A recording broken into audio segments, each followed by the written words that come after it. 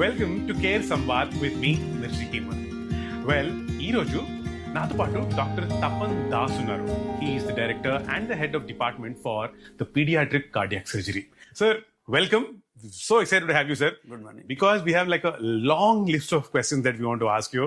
So I hope you have all the answers for us. So the first issue that I keep seeing anytime I look at, say, health or for babies or for children on the internet is congenital heart disease. So please explain, what is this? See, congenital heart disease, the other terminology of a defect in the heart from the childhood. Right. These children, they born with a defect in the heart. So that is the reason it's called congenital or congenital heart disease. So they will born with a heart defect. So there are two types. One is acquired, one is born with heart defects. So these children, they are somewhere in the heart, there is a defect. So that's called congenital heart disease. And what causes this, sir? See, there are various causes. Largely the cause is not known. Okay. 90% time, the cause is not known. We call this idiopathic. Okay. Then 10%, we say that it may be associated with some genetic problems, some marriage of the relatives, vitamin deficiencies, so, and some treatment of drugs, like some cancer patients going for the drug treatment, radiation. There will be higher incidence of these heart defects in children. And generally, when you say congenital heart disease, what are the types of the CHD, sir, that exist? See, there are two types mainly. Okay. One is called cyanotic heart disease, where the children will burn with blueness. Okay. Their oxygen saturation will be low. Then there is another variety, which is called non-cyanotic heart disease, where there will be defect in the heart, but the oxygen saturation will be normal. So those are the defects, like cyanotic heart disease, like big holes in the heart. So they are little, the treatment-wise, they are little easier side. So two types of heart disease, cyanotic and cyanotic heart disease. Blueness, non-blueness. Right. But my question is, sir, how do you diagnose this? How do you know that a baby has this problem? See, nowadays, there are various ways of diagnosis. So first of all, now all pregnant women, they are going for a screening echo, screening ultrasound in the first trimester of pregnancy, means first 3 months of pregnancy. They are done by either radiologist or by the gynecologist. So that is called TIFA scan.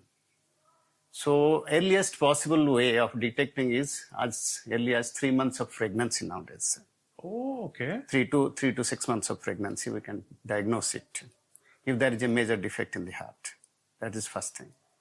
Then after delivery, so the pediatrician or the person who is doing the delivery, they will see the saturations, they examine the patients, the babies, they may find some sounds called murmurs.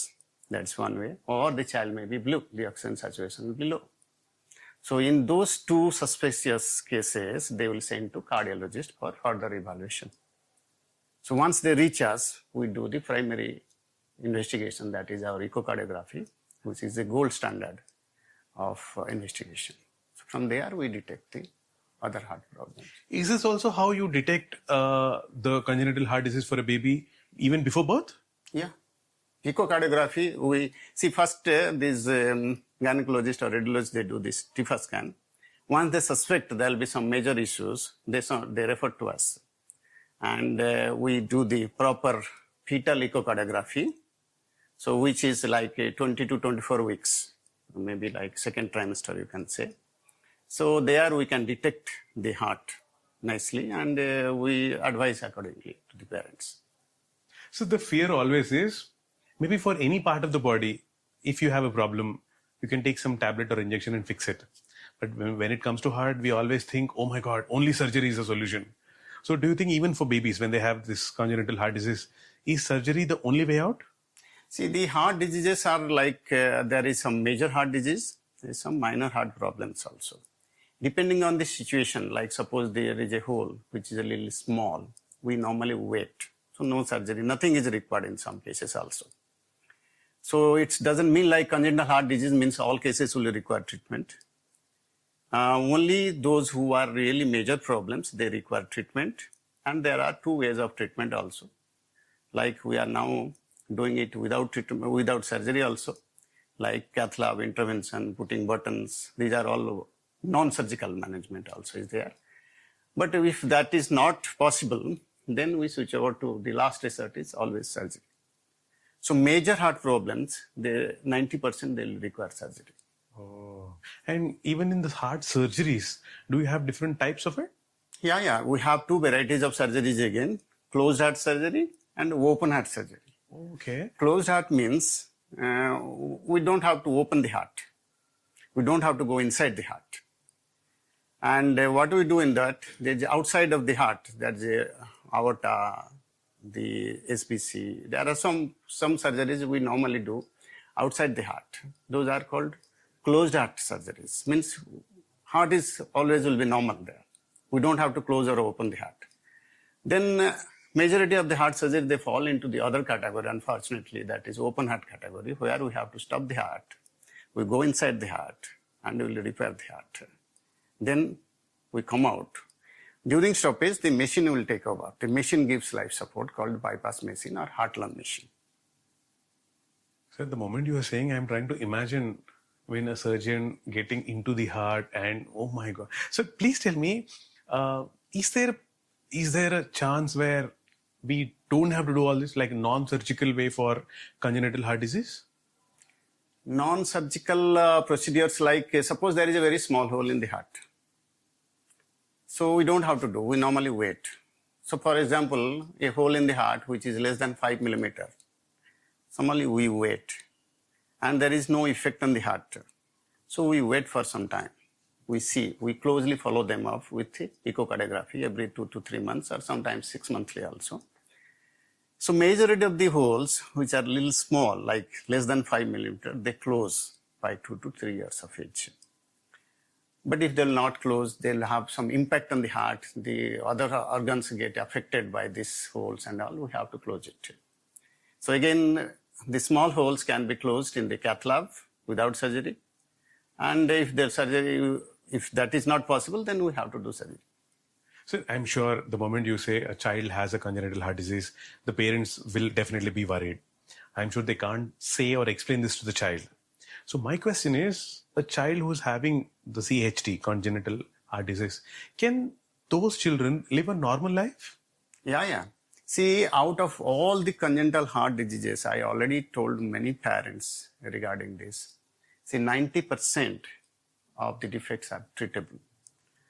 And out of that 90% treatable diseases, majority of them, means again, almost 100% they will live a normal life if treatment is successful. Now what happened to the rest of the 10% is that they are such defects that we cannot make it near normal. See, our aim is always as a surgeon, any defect in the heart, we have to make it near normal. We are not gods, we cannot make it 100% normal, but majority of the cases, we try to make it near normal. Near normal means they will have exactly a normal lifespan and life expectancy. They will behave like normal person, like us and you and everybody. But in the same light, sir, do you think congenital heart disease for a child, will that affect their growth and development? See, 2 types, like if there is a major, like sometimes they are associated with other genetic problems, like Down syndrome, Turner syndrome. There is other genetic factors they are there. They affect the growth. But heart disease as such, once treated, they will not affect the growth. So, which means the child should make some lifestyle changes? In some cases only. Otherwise, majority of the cases, we don't advise them to, like change their lifestyle. We tell them to enjoy their childhood, let them be like normal persons. Some babies, they have to live with little low oxygen saturation because their heart, we have to adjust it from outside. They are untreatable diseases, we have to adjust it from outside. So still they will have like saturations like 80 to 90% where they can lead a normal life. Right. But if you examine them, you may find that their saturations are little on the lower side. But majority of the patients who have been treated, they will absolutely normal, except some scars. They will see if you open their chest, you'll find some scar is there. Otherwise, most of the time, you will not even able to detect them. They have been treated like heart disease and all. So in that sense, do you think a child who has the CHD, can they play or have sports, exercise? Yeah, sports, exactly. The majority of the parents have got same concerns. They come, can they go and run? See, as I told you, if there is a major heart surgery, their saturations are little on the lower side. And some children, they require multiple surgeries. Correct. One time we cannot treat them. Some children, like 10% diseases, I told they are very complex variety. And we have to do multiple stepwise surgeries. So we advise those patients not to participate in like sprinting and, high-end sports. Normal activity, playing and all is okay. But we don't advise them to go for a high-end sports activities. So what we tell them that the other variety, like 90% variety, so we tell them that, okay, they are now treated. A hole is get closed means completely closed. Their heart is normal. Let them do their normal activities like other, including participating in high-end activities, high-end sports activities also. Right. Sir, you are a surgeon. You're the head of the department. In fact, you're the director of the pediatric cardiac surgery in care hospitals. So across the years, what are all these, technological developments that came across in treating CHD? See, we started here the pediatric cardiac surgical branch in 17 years back. So it was like a preliminary stage of developing. We told it's infancy, born with like a department and all. So slowly our expertise, like skill-wise, we are becoming more competent. Then equipment-wise also a lot of development is there now. Previously the sensitivity of the eco machines and all those things, companies have come up with development, world is changing very fast, technologically. So we just have to we have got a lot of sophisticated machines. The heart-lung machines also has been improved. And the chemicals, which are drugs, which are medicines, which are using also now in the high-end variety. So technologically, we are also advancing very fast. Particularly, equipped with a lot of machines, which is required to support the life and the baby in the ICU and the operation theater. We are now like very high-end, sophisticated machines now. So the sensitivity of diagnosing small holes, the delineating the heart structures is now improved very nicely. And clearly you're seeing great results with the help of technology. Absolutely. Sir, also they keep saying, say the cell therapy or the gene therapy. You think these things add any value in treating the CHD? No, absolutely not. There is no value of gene therapy. This is all, again, the myths. I just don't encourage anybody to believe in that. Once a defect means it has to be treated nicely. And there is no way you can, like in some cases, like you give, suppose vitamin deficiency and all during pregnancy, you prevent that. But these are all not, it's useless in my language. And also now that you are, like I said, the director of pediatric cardiac surgery. So please explain, what is pediatric cardiac surgery, sir? See, pediatric cardiac surgery is as I told you, child born with a congenital heart defect or defect in the heart. So pediatrics means obviously up to 18 years we consider they are pediatrics. But anybody, even adult also who come late with congenital heart disease also we treated here also. Like I can say we treated from the baby born even premature, like just born baby, premature at 26 weeks also. We treated them with heart disease. And my highest age is 67 years adult also. They come with born with heart disease, but detected at later age. So to 67, 70 also we have treated here also. So for us to understand, what is the clear difference between, say, a pediatric cardiac surgery and the adult heart surgery? See, adult heart surgeries are acquired heart surgeries. Like they're born with a normal heart. Okay. But later on they develop, like suppose like a atherosclerotic disease, blockage in the coronary artery. The valve becomes like raw or damaged with the age. So those are the things they encounter. But we encounter with a defect. So just like, a built-in defect is there. Oh, okay. You got a car which has a built-in defect, you have to correct it initially. Now you drove the car for some years, obviously the tire and get puncture or something, you have to repair that. That is adult part. So another scary word that we hear when it comes to heart disease is our heart surgeries is open heart surgery. Mm-hmm. The word itself is very scary, and when a doctor says that in slow motion, we get really scared. So please tell me, when does one require open heart surgery? See, the most of the people, they believe that open heart surgery means we cut the heart, take out the heart in the tray, and we repair it outside and put it back. It's never been like that. Open heart surgery, as I told you, we have to stop the heart. And during stoppage, life support is given by the heart-lung machine or bypass machine. We go inside the heart. Open heart means we have to cut open the heart in some particular areas. Okay, non-risky areas. We cut open the heart, we go inside and we repair it, then we stitch it back, the cut areas. It's like opening a door, go inside, arrange the rooms nicely, close the door and come out. Sir, it's clearly not as easy as you're saying it, sir. Absolutely, it's not easy. See, this is how you have to develop your skills. Sir, say when you're doing a heart surgery, it is clearly different when you're doing it for a child. Yes. Right? One is very sensitive. Yes. So in that case, sir, what are the risks or the complications involved?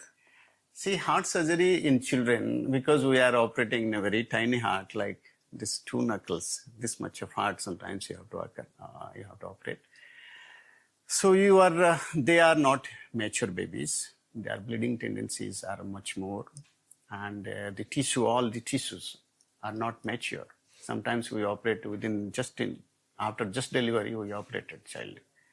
So they are tissue holding, means when you stitch it, sometimes it doesn't hold. And their bleeding tendency also is very high. Infection rate is also very high. So majority of the time we face this post-operative after surgery, the bleeding tendency is more. And because the blood doesn't clot in children very easily as compared to the adults, because they don't have kind of mature immunity factor like us. So majority of the time we face these 2 problems if you operate very early in children. So sometimes we have to wait for a certain period of time to operate this kind of children till we feel that the complication and risks are much more if you operate on a very tiny baby as compared to a bigger children. Correct. So what we face usually is majority infection, bleeding, then heart rhythm changes, then sometimes some kind of residual lesions. When they grow up also, then they may require another surgery also, because what we repair in the initial small baby, once they grow, they may get re-narrowing of that area because we put stitches in that area. So long term also, we sometimes face this kind of problems. So is this how you ensure safety for the child during or after the surgery? See, what we do, we have got a very sophisticated ICU management after surgery. So we have a 10-bedded ICU specifically dedicated to pediatrics heart surgery, and 24 hours doctors, nurses, 1:1 nurses are there. And once the surgery will be done, and surgery also have got it's not like one person is doing surgery. It's a group of people who will be involved, anesthetist, perfusionist, assistants, nurses. Mainly one surgery, actually 10 people is required to do one surgery, minimum. So after surgery, we shift it to our ICU. ICU is also, again, the team is all tuned up. They will take care of the baby. All babies, they will remain in the ventilator for some time. So, we have to monitor very closely all the blood pressure, everything. So then once the baby will recover, depending on the situation, we take up the ventilator and then slowly they will come back to normal. Such a how do I say, sensitive process, sir. Yeah. So after the surgery, how early or when can the child come back to his normal lifestyle? It depends on the situation. Okay. Like if it is very complex, they take little 1 to 2 weeks around that time. If it's a little simpler variety of disease, they will go home usually 5 to 7 days. And I'm sure children are very enthusiastic in life anyways. That's correct. So that's how, majority of the children, they are scared when they come to us. But when they go home, majority of the time, they will be very happy to go home to hold their parents. And also, sir, you come across as a very happy man. You bring smiles to children anyways. We try. Okay. We try our best to give them a normal life. Yeah. See, here is the difference. If you operate on adult patients around the age of 60 to 70 years, they are in an average lifespan, if I consider around 80 years at this time. So they will stay, suppose I operated 160 years male. They have to stay another 20 years. If I operated a newborn baby, they have to stay nearly 60 to 70 years. That's we have to consider. Correct. So we have to make it as perfect as possible, so that they can achieve that age. Not only achieve that age, they have to lead a normal life. They can lead a normal life like other normal human beings. That's very sweet of you, sir. Yeah. And also, you think these surgeries affect the growth and development of the child? As I already told, growth and development is usually not get affected. Right. Unless otherwise there is associated congenital malformation like genetic problems, other organs have some problems genetically. Otherwise, they don't have. Sir, also with regards to, say, congenital heart disease, now that there is Google, now there is artificial intelligence and everything, everyone has become a doctor or an advisor or a health expert. So in these times, I have a list of statements, sir. Please tell me if it is a myth or a fact. Right. The first one, CHD happens to a child or a baby because parents have done something wrong. Absolutely not. Is it a myth or a fact? This is a myth. There is no fact in it. There is nothing wrong in the parents. It's just some kind of genetic permutation and a combination. I always tell that, if child is born with heart disease, don't blame yourself. I think the parents should not blame themselves. There is nothing wrong with them. Usually husbands, they blame the wife. There is something wrong or something. This is our culture is doing like, what are my experiences saying? So first thing we tell them that this is a myth. There is nothing wrong with the mother or the father with that. Then second thing is that once the child is born with heart disease in any family, suppose first child is having heart disease, it's not necessary that second child also will have heart disease again. Right. Only that now the incidence of heart disease is 1%. What I mean to say is, out of 100 children born, one child may have some heart problem. So suppose in your family, suppose there is one child born with heart problem. This chance of second child born with heart problem is only double, means 2 to 3%. It's not like 100% they will born with another heart problem. So they should not be panicked. They should not blame each other. It happens, like as I told you, 90% of chance, 90% of the time we don't know what is the cause of the heart disease. So clearly a myth. Yeah, clearly a myth. Sir, CHD, congenital heart disease, only affects children. Is this a fact or a myth? It's congenital. The name itself is a fact only. Okay. They will born with a defect. That's fact. That's it. Yes. So they born with the heart disease. But some of the children also, they have some acquired heart diseases also. But congenital means they will born with heart disease only. That's a fact. That's a fact. Okay, next one. All CHDs require surgery. No. I already explained that when the diseases are minimal, small holes, we advise them to go for some medical treatment, medical management for some time. And like I told you, majority may require some intervention kind of things, either surgery or cath intervention. But some small holes and all, they don't require. So 100% is not required for surgery or intervention. So it's a myth. Yes, it's a myth. The next myth or a fact question is, all CHDs can be cured. No, that's also not possible. Cure means, see, there were two varieties of treatment we give. One is curative treatment, another is palliative treatment. Some of the heart conditions are not correctable. That's for sure. What do we do in that case? So we try to palliate it. What I mean to say, suppose their saturation is low. We do some adjustment to increase the blood flow to the lungs so that their saturation will be manageable. But inside heart conditions are not treatable in certain conditions. The next myth or a fact question is, children with CHD cannot exercise or play. Once they are properly treated, they can live a normal life, they can play normally, they can enjoy their life as normally as possible. That's nothing. So myth Restriction, no. This is a myth. This even I know the answer, but I'm still asking you because this is what came up, that CHD is rare. CHD is not rare. It's not as common also. It's like, as I told you, out of 100 children, 1 children may born with a heart disease. So what do you call it, sir? The fifth myth or a fact? 50-50. Yeah. we can be in between that because it's difficult to document that whether it's like, but this is what the fact is. Now, out of 100 children, 1 child may have some heart defects. So the next one, sir, myth or fact? The baby looks healthy, which means they don't have CHD. It's not like that. Sometimes they are looking very cute from outside. Okay. But they harbor a very, very grievous disease inside. Oh.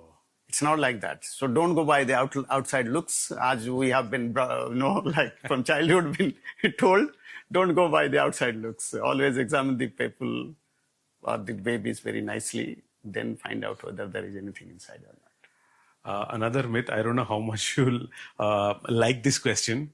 Pediatric heart surgeries are always risky and rarely succeed. Myth or a fact? See, half of it is true. It's risky, but majority of time we succeed. Okay. So that's, I don't know, what do we say this? Myth or a fact? See, as I told you, half is like, it's risky for sure. It's because we are operating on small babies and all. It's risky. But majority of time we succeed. So it's a myth. Okay. The next one. A child will have a normal life after the heart surgery. That is fact. It's fact? Yeah. You think? Yeah, that's absolutely normal. The biggest question that everybody has it is, with regards to CHD, with regards to the heart surgery, open heart is the only way. Is it fact or myth? No, I told you already that there will be closed way. There is also medical management. There is also like a button treatment like we do, like device treatments also are available. So surgery is not the only choice always. So another again is a myth. Myth, correct. Yes. So next one is, if the CHD, it's not causing huge problems, then you don't need a surgery. No. See, sometimes they will not cause a problem initially. For example, a moderate size hole, which is moderate means in between. They may not cause a problem in the initial stage, but we have to judge them at what stage we have to treat them. So, like if there is a problem, it has to be treated. Either nature will close the hole by itself or we have to close it. Because there is a defect definitely. It's not normal. So if the nature doesn't, human intervention needed. Obviously, because see, nature means automatically small holes, as I told you, less than 5 millimeter, it will close automatically. That means nature is closing it. So if nature will not close, we wait for a certain period of time. Then if there is some impact on the other part of it, particularly the lungs, heart and lungs, they work together. So any problem in the heart, lungs will get affected. So the final question, you as a director and the head of department for pediatric cardiac surgery in care hospitals, please tell me, heart surgeries in the newborns or the infants is too dangerous. Is it a myth or a fact? It's a myth. It's dangerous, but it's not dangerous. You have to develop skills to make it nice and comfortable. Thank you for clearing most of our doubts, sir. But finally, one point, sir. A lot of parents these days have a lot of questions with regards to the baby, especially with congenital heart disease. If there is one message that you want to give to all the parents out there, please. So parents, should not be panicked if their children is having any heart problem or they born with heart defects, because majority of them, they are treatable either by surgery or by intervention in the cath lab, or sometimes just expectant treatment, means waiting and watching. So all the congenital heart diseases are some way are manageable. So don't get panicked if your child is having a heart disease. And after treatment, most of them, almost all of them, they will lead a normal life. So please don't get worried if you have a child with a heart disease. And don't treat them separately. Just treat them like normal, like other child. Thank you very much. So that's the final statement. If Dr. Tapan Das from Care Hospitals is saying this, it is done. So thank you so much, doctor. I had a great time. And the best part of the entire podcast was you were smiling all through, like I am the little baby who came for surgery. It's nothing like that. See, you have to enjoy your whatever work you do in life. That's it. Now I'm sitting, I'm enjoying my talk with you. Yeah, so when I do surgery also, I go with a relaxed mind. Sometimes, we just get a little tensed up, it's a very complex problem. But with experience, we learned how to do things.